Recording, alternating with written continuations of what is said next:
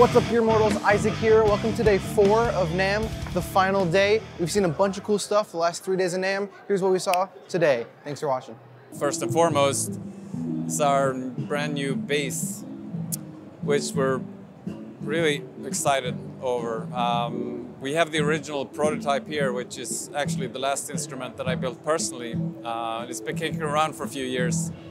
So actually getting these production instruments out is incredibly exciting. We had a 4-string and a 5-string. We're launching them in a lineup which is similar to what we have for the guitars, which is the original line and the prog line. So the original line being more of the Swiss Army knife of instrument, incredibly versatile, and the prog line being slightly more aggressively voiced for the modern musician. Between them, they have a 33 to 34.5 inch scale length for the 4th string, and 33 to 35 inch scale length on the 5.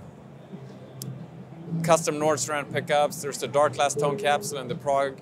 There's a Nordstrand 3-band preamp in the 5-string, or the original line. So this is something we've never really done before. It's based on a completely different architecture, and it's basically a hybrid of analog and digital technology, and we're calling this Bit Bucket Brigade.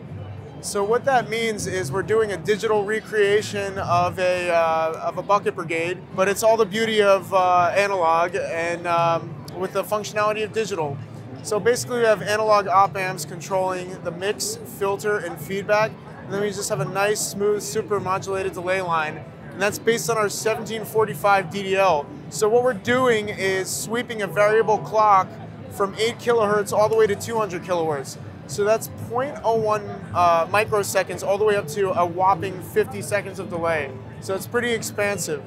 So on my ladder here, on my preset ladder, you can see if I hold down the delay and turn, we're getting a coarse delay. And then if I want to fine tune, I simply turn the knob, and then you can lock in on your delay time. And here on the left side of the pedal, you see we can either send through the expression jack, we can have expression pedal, a mod if you're sending a CV input, a MIDI if you want to do TRS to MIDI, or a 3-button aux switch. And then on the right of this, we have 3 different bypass types. So buffered bypass, relay bypass, which is like a true bypass, and kill input, which gives that nice delay trail. Here we have the phi switch. So after 20 milliseconds of delay, that becomes a reverse. And then under 20 milliseconds, we're getting a flip phase. Here we have the delta multiplier, so you can change the sample rate from 2 times, 3 times, 4 times, or 5 times. You can select that. So you can get this real, like, kind of gritty dub, you know, sample rate, like far out delay tones and crystallization effects when you jump them back up. So on the right, we have our shape ladder. We have 5 different mod sources. So here we have sine, and you can see we have blue corresponding to sine, and the rose is actually showing the mod rate. So if I jack it up, it's gonna beat faster. If I go down, we have a square, envelope follower. It's pretty crazy sounds. We have a random, which is like a messed up sine wave, so really good for chorus, spreads out the tone. And then here we have an external where we can control the overall modulation LFO rate. Okay, so now we can also assign the hot switch to control different functions. So if I press the shape and hold it down, I can either go from tap tempo to infinite repeat, to mod hold, mod reset, or AB, so you can really get 2 presets in one preset. I'll talk about that in a second. And then phi, so I can like assign it to do like reverse delays or flip phase, and then multiplier. Okay, and I can just simply exit that by pressing the hot switch again. So there's a couple ways to access presets. I can just simply touch this button and we'll load instantly. Or if I'm doing it from the floor, I press both active and hot switch together. I can scroll. And then if I'm on a preset I like, I can press active. So that's basically the anatomy of the pedal in a nutshell. This is the Roland FP10. If you've never seen a great piano, if you've ever heard a great piano, you want to have that experience every time you play piano.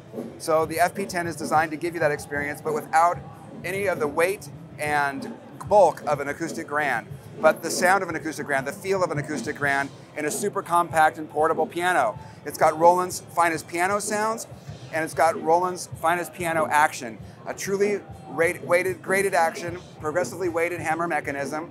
So you get the little heavier keys on the left moving gradually. Every key is individually weighted all the way up to the high keys on the right, just like an acoustic grand piano. Also, the sound chip is based on Roland's supernatural piano sound library, which is some of the most realistic and authentic piano tones available on the planet. So we're excited to bring this to people that don't want to necessarily have to have something that's, you know, fixed in a furniture piece in their home, but can actually be something they can pick up easily. This is less than 28 pounds. It's super compact, as you can see, and it's easily portable from home to stage, from living space to studio. Any place that you want to have a great piano, the FP10 is ready to go. And it's also got app connectivity with our Bluetooth MIDI capability. So with our Roland's Piano Partner 2 app, you can wirelessly connect to your favorite tablet or smartphone and have education capabilities with that. Lots of onboard sounds and songs that you can access, and a great way to connect with other apps like composing apps or notation apps, all in a really compact and a portable and affordable solution. The brand new Pedal Baby 100. This is a solution amplifier geared towards guys that use foundation overdrives and modelers for their core tone and just need something to get that core tone out to the audience. It features volume, bass, and treble controls and 100 watts Class AB power, which is a little bit different than the Class D stuff out there. It responds and feels closer to what you're used to when you're plugging into a guitar amp. So the most iconic comparison around is the Horus, and we decided to come up with 4 new sponge colors for you this year. This one is called Amethyst. These are all available with maple or ebony boards, and all of these finishes are hand applied by Ataru, our lead designer. Very painstaking process. This one is called Tiger's Eye. It's one of the first orange finishes we did. It's kind of similar to our original red sunset finish, and kind of similar to our yellow sand finish. Another thing to mention that all of these models going forward will have 5-piece maple walnut necks. Years in the past, there were only 2-piece maple necks. This one's fun to say. It's called Lapis Lazuli, a little reminiscent of our original iceberg finish.